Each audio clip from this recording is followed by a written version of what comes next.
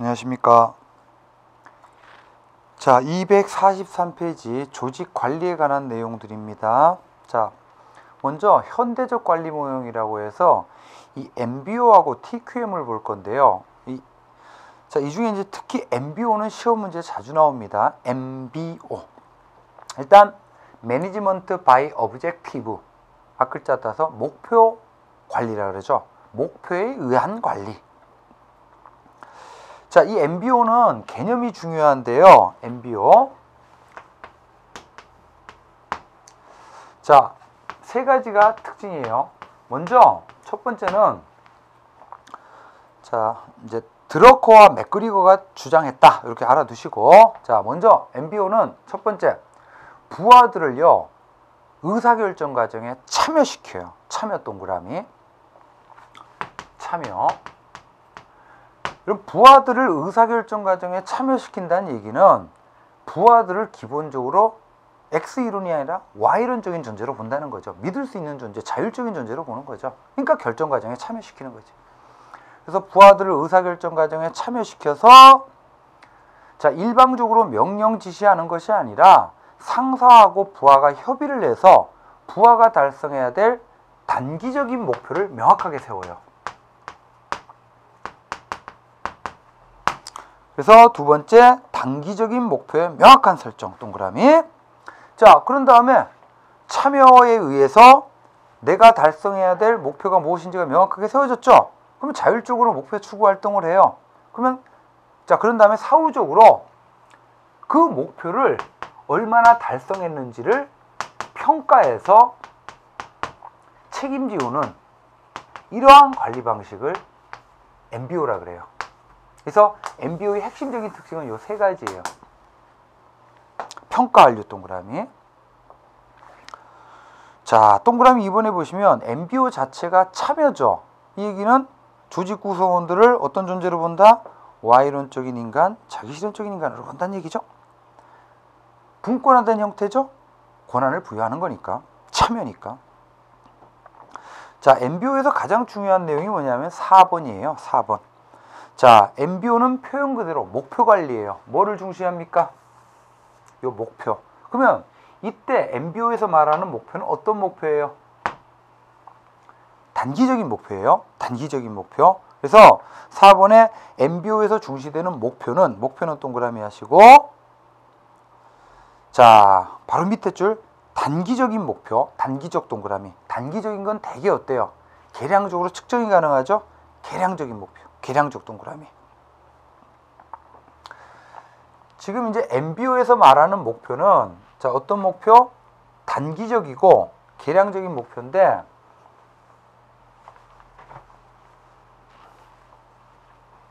자, MBO는 목표를 세웁니다, 사전에. 근데 이때 말하는 목표는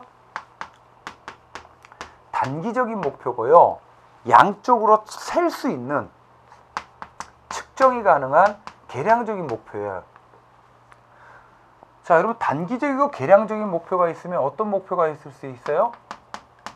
장기적이고 계량적인 게 아니라 질적인 게 있겠죠. 물론 이제 자, 이 둘을 비교하면 자, 장기적이고 질적인 목표는 궁극적인 목표. 얘는 수단의 성격을 갖고 있죠. 그래서 이제 MBO에서 세워지는 목표는 이제 이러한 이제 장기적이고 질적인 목표 달성을 위한 수단으로 세워지는데, 문제는 여기에 초점을 둬서 운영이 돼요, MBO가. 그러다 보면 얘는 수단의 성격이 있다 그랬죠. 단기적이고 계량적인 목표는 장기적이고 질적인 목표 달성을 위한 수단의 성격이 있는데, 여기에 초점을 둬서 운영을 하다 보니까 어떤 문제가 생기냐면 수단으로서의 성격을 갖고 있는 이 목표가 바로 궁극적인 목표가 되는, 바로 디스플레이스, 목표의 전환이 발생한다는 얘기죠. 그래서 어쨌거나 요건 꼭 기억하십시오. MBO에서 말하는 목표는 장기적인 것이 아니라 단기적인 거고, 질적인 것이 아니라 계량적인 겁니다. 다음 페이지 표 보시면 자, MBO의 장점, 단점 정리한 건데, 뭐 MBO의 최대 장점은 목표를 세우는 것 자체가 계획을 수립하는 거죠. 이렇게 함으로써 조직의 생산 활동을 가급적이면 목표지향적인 활동으로 만들어요. 그 다음에 이제 동그라미 2번 업적 평가의 기준을 객관화하는 거죠. 그러니까 조직 구성원들을 평가하는 기준 자체가 바로 뭡니까?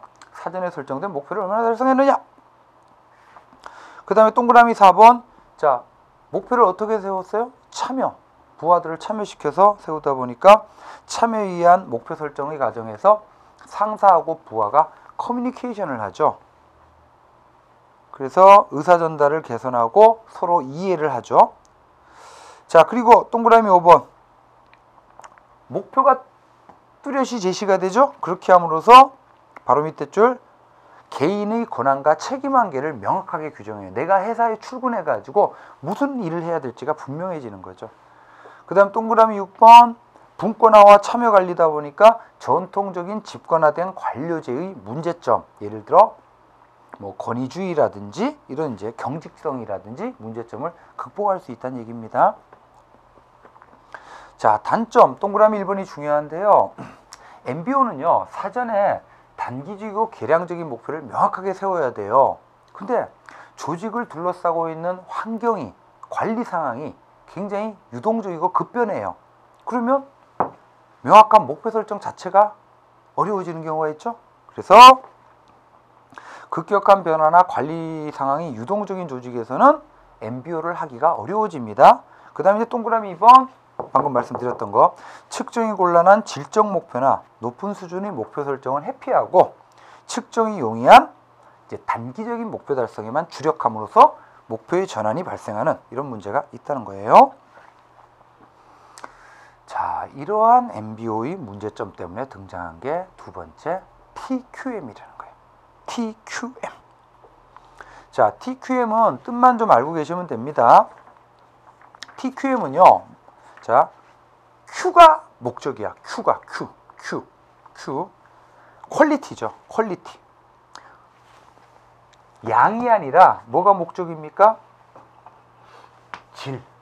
우리 조직이 만들어내는 제품이나 서비스의 퀄리티를 높이는 게 목적이야. 자, 이렇게 퀄리티 높여서 뭐 하려고요? 고객 만족시키려고. 그래서 고객의 요구에 부합하는 품질을 달성하자. 이게 Q예요. Q. 퀄리티.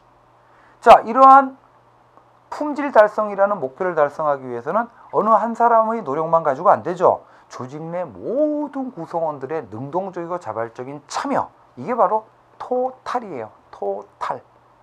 바로 총체성이라고도 하고 전사성이라고도 해요. 이러한 이제 관리 방식을 TQM이라 그럽니다. 그래서 동그라미 1번 고객의 요구에 부합하는 품질 달성 동그라미 이게 최우선의 목표고 자, 이런 이제 품질 개선을 위해서는 업무 수행 방법의 지속적인 개선, 지속적 개선 체크하시고 이걸 위해서 조직 구성원들의 폭넓은 참여 동그라미 이게 바로 총체성입니다. 자, 그래서 이제 그 밑에 보시면 전통적 관리하고 TQM을 비교한 겁니다. 비교, 대비 중심으로 그 중에서 특히 고객의 요구 존중 체크하시고 자, 이거는 어느 한 방에 품질 달성은 한 방에 나타나는 게 아니죠. 지속적인 개선이고 총체성이죠. 그래서 집단적 동그라미. 그 다음에 이제 인간주의 체크하시고 얘도 Y론이에요. 능동적이고 자발적인 참여에 기초하죠.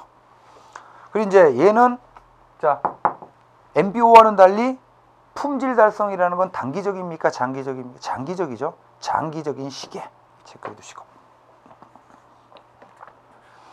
자, 이렇게 해서 이제 현대적인 관리 모형인 이제 MBO하고 TQM은 잘 알아두셔야 돼요. 자, 그 다음 이제 테마 2 의사전달인데 의사전달은 그렇게 중요한 내용이 아닙니다. 그래서 여러분들이 이제 스스로 좀 공부를 하시기 바래요. 간단하게만 얘기하면 이제 조직 내 수많은 단위들이 있죠. 조직 내 수많은 단위들 간에 정보를 주고받는 과정 이걸 이제 의사전달이라 그래요. 커뮤니케이션, 의사소통이라고도 하고. 그래서 그 밑에 표만 좀 봐주세요. 의사전달에는 공식적 의사전달이 있고 비공식적 의사전달이 있죠. 자, 공식적 의사전달에는 하향식 대표적으로 명령 지시, 상향식 보고하는 거죠. 그 그다음 수평적, 뭐 인사과하고 격리과가 수평적인 차원에서 커뮤니케이션 하는 거죠. 그리고 대각선적으로 이제 이루어지는. 그다음 이제 비공식적 의사 전달은 이제 조직 내에 떠돌아다니는 소문이나 풍문, 이런 식으로 의사 전달은 좀 봐두시고, 자, 넘기시면 이제 의사 전달의 장애, 뭐 PR 이런 것들은 여러분들이 개인적으로 좀 공부를 하시기 바라겠습니다. 자, 247페이지. 자, 이 조직 관리에서 중요한 내용은요, 바로 리더십이에요. 리더십은 별표 3개 하세요. 시험 문제 많이 나옵니다. 리더십. 자, 이제 조직 구조가 완벽하다면 사실 리더십은 필요가 없어요. 근데 이제 현실적으로 조직 구조는 불완전하거든요. 그래서 이제 조직 목표를 효과적으로 달성하기 위해서는 리더십이라는 걸로 메워줘야 돼. 그래서 이제 우리가 흔히 뭐 상식적으로 리더십이다. 그러면 이제 리더가 부하들을 이끌어가는 과정, 뭐 이걸 리더십이라고 얘기를 하는데, 이 리더십을 개념적으로 좀 보겠습니다. 먼저 리더십이라는 현상이 있기 위해서는 누가 있어야 돼요? 리더가 다음에 끊으세요. 그리고 리더십은요, 일정한 상황에서 나타나요. 일정한 상황에서 끊고, 그리고 우리가 공부하는 리더십은 조직 내에서 나타나는 리더십이거든요. 그래서 리더십은 항상 뭘 위해서 존재하냐면 조직의 목표 달성을 위해 다음에 끊으세요. 이렇게 해서 누구에게? 팔로워, 추종자들의 활동에 영향을 미치는 거죠. 이걸 리더십이라 그래요. 자, 이렇게 이제 리더십이 중요하다 보니까 이 리더십을 연구하는 이론들이 나오게 되거든요. 자, 시험 문제는 리더십 이론이 중요합니다. 그래서 그 가운데쯤에 있는 그림을 좀 간단히 보시면 이런 겁니다. 그럼 이제 리더십은 뭘 위해 존재해요? 조직의 목표 달성을 위해서 존재하는 거죠. 그래서 조직의 목표 달성에 기여하는 리더십, 이거를 효과적인 리더십이라 그래요.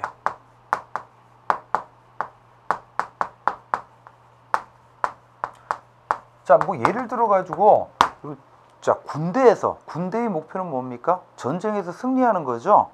그래서 군대 사령관, 뭐 이순신, 이런 사람들이 탁월한 리더십을 발휘하죠. 이게 바로 조직의 목표 달성에 기여하는 리더십, 효과적인 리더십이에요. 그래서 학자들이 이 효과적인 리더십을 가져오는 데 있어서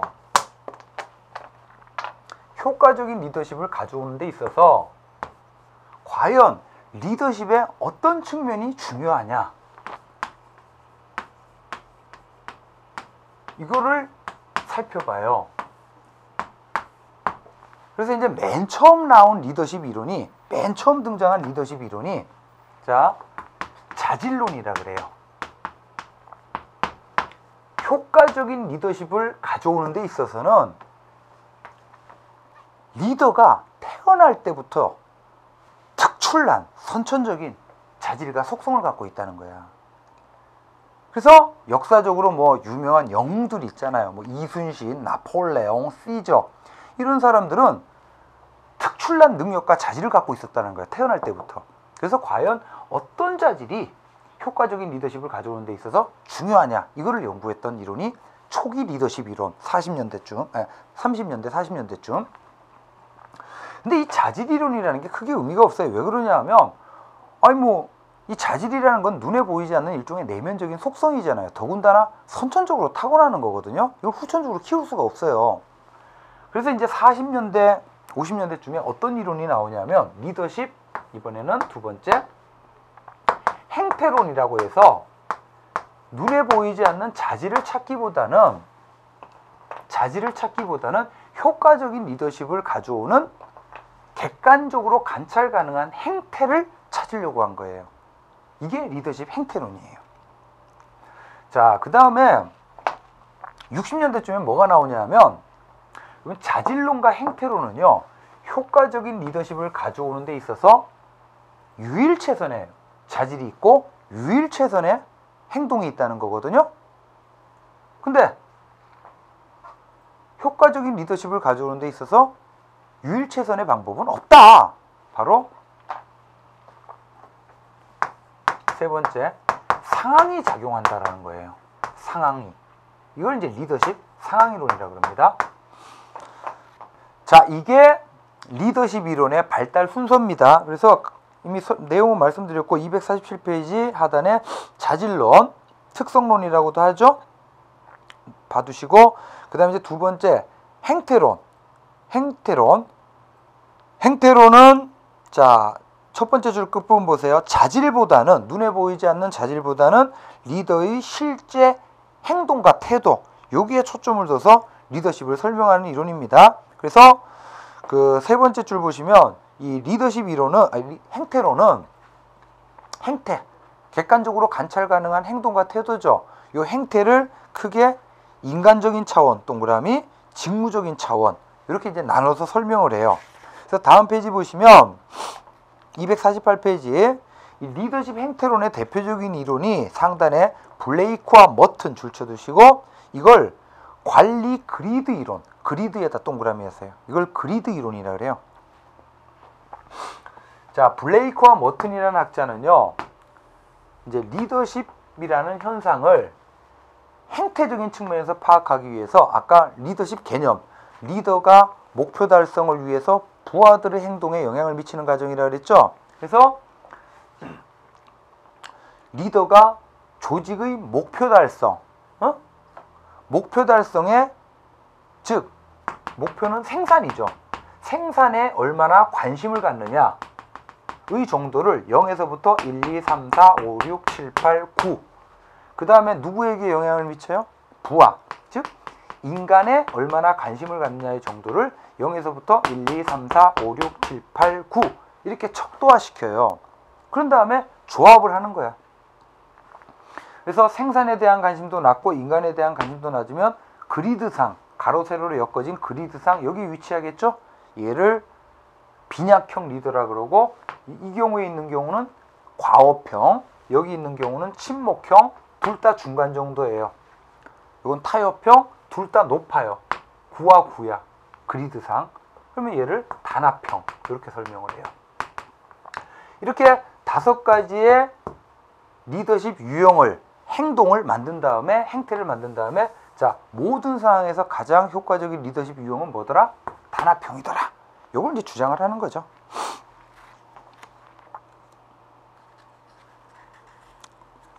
자, 248페이지 보겠습니다.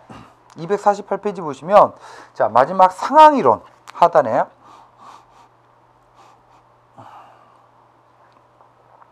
자, 앞서 봤던 자질론과 행태론이 모든 상황에서 가장 효과적인 리더십의 유형을 찾으려고 했죠. 반면 상황이론은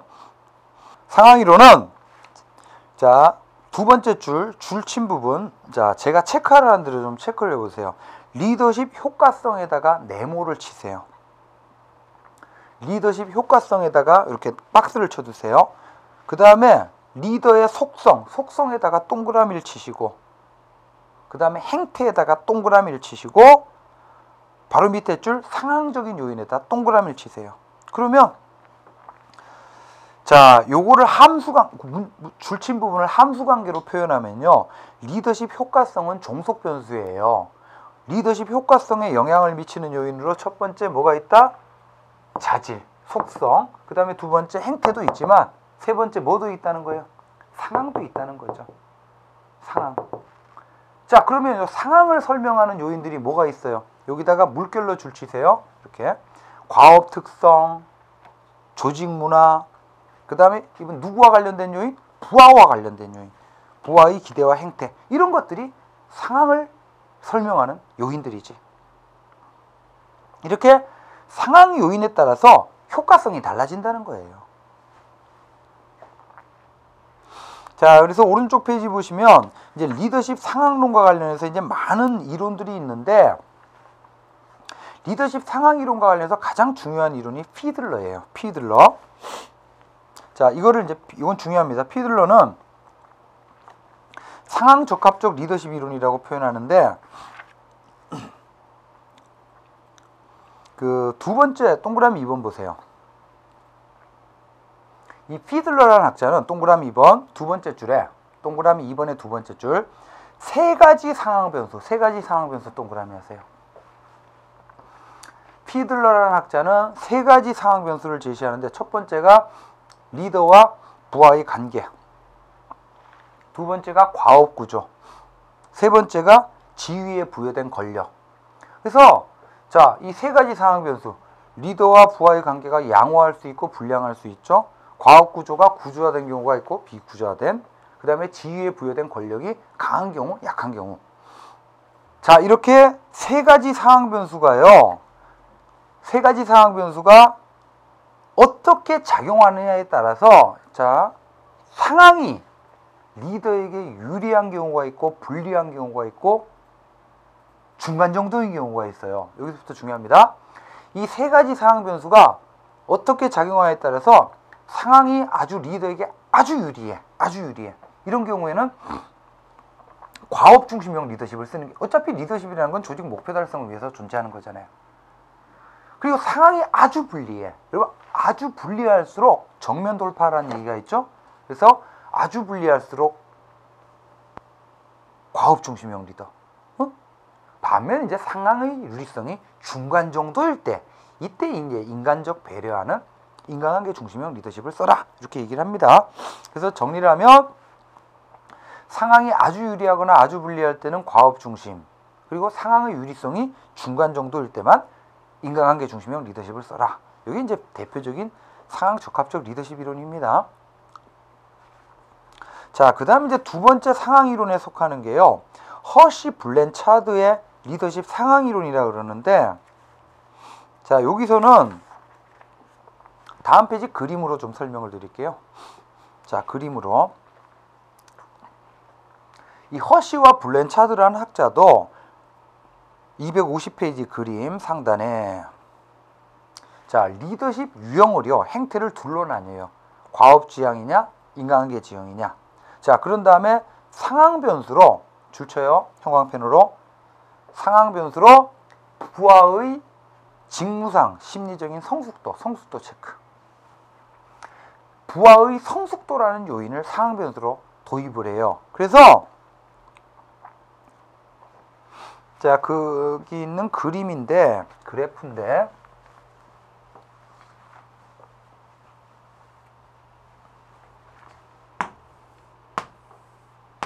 자, 부하의 성숙도라는 이제 상황 변수를 제시를 하죠. 그래서 이쪽으로 갈수록 성숙도가 높아지는 거죠. 자, 이거에 따라서 행동의 양이 결정이 된다는데, 이 구간은 성숙도가 낮은 상태, 여기는 중간 정도, 이쪽은 높은 상태. 자, 여기는 성숙도가 아주 낮은 상태죠. 미성숙한 상태. 이때는 자, 이런 경우에는 어떤 행동은 높여줘야 돼요. 이걸 이제 과업 행동이라고 그래요. 세세하게 명령 지시해야 되지. 그리고 얘는 성숙도가 너무 낮죠. 이런 경우에 권한과 자율성을 부여할 필요가 없죠. 이런 경우는 이제 이걸 관계성 행동이라고 그래요. 인간적 배려하는. 그래서 과업 행동은 지금 성숙도가 아주 0에 가까운 상태잖아요. 과업 행동은 높여주고 관계성 행동은 낮춰주고.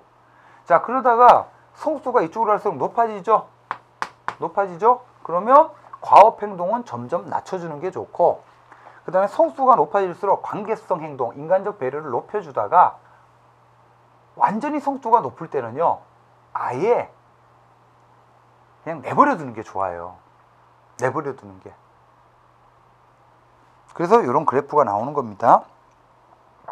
그래서 그림에서 당구장 표시 보시면 부하의 성숙도 동그라미 하시고, 그래서 동그라미 1번에 성숙도가 아주 낮은 경우 줄 치시고, 동그라미 2번에 중간 정도인 경우, 세 번째 성숙도가 아주 높은 경우. 자, 특히 성숙도가 아주 높은 경우에는 권한의 대폭 위임 동그라미 해주세요. 자, 그 다음 이제 세 번째, 하우스 에반스의 경로 목표 모형, 커와 저미어의 리더십 대체물 접근. 요건 이제 여러분들이 좀 공부를 하시고, 하여튼 이 리더십 상황 이론은 이론들이 굉장히 많아요. 특히 이제 피들러의 상황 적합적 리더십 이론이 시험 문제에 가장 많이 나왔고, 그 다음에 허쉬 블랜차드의 이제 리더십 상황 이론, 성숙도라는 요인에 따라서 설명을 하는 거죠. 그 다음에 이제 하우스 에반스의 경로 목표 모형, 커와 저미어의 리더십 대치물 접근은 여러분들이 좀 공부를 하십시오. 자, 251페이지 가시면 네 번째. 자, 기타 새로운 리더십 이론. 이거는 주로 80년대 이후에 환경 변화가 급격히 발생하죠. 여기에 대한 이제 대응으로 등장한 건데, 여기서 중요한 게 양가로 1번에 변혁적 리더십 동그라미 하세요. 그 다음에 별표 3개 하세요. 자, 이 번즈, 바스 이런 학자들은요, 자, 지금까지는 조직 환경 변화가 그렇게 심하지 않았었어요. 그래서 이제 지금까지 안정된 환경하에서의 전통적인 리더십을 줄쳐들어서요, 거래적 리더십이라고 그래요.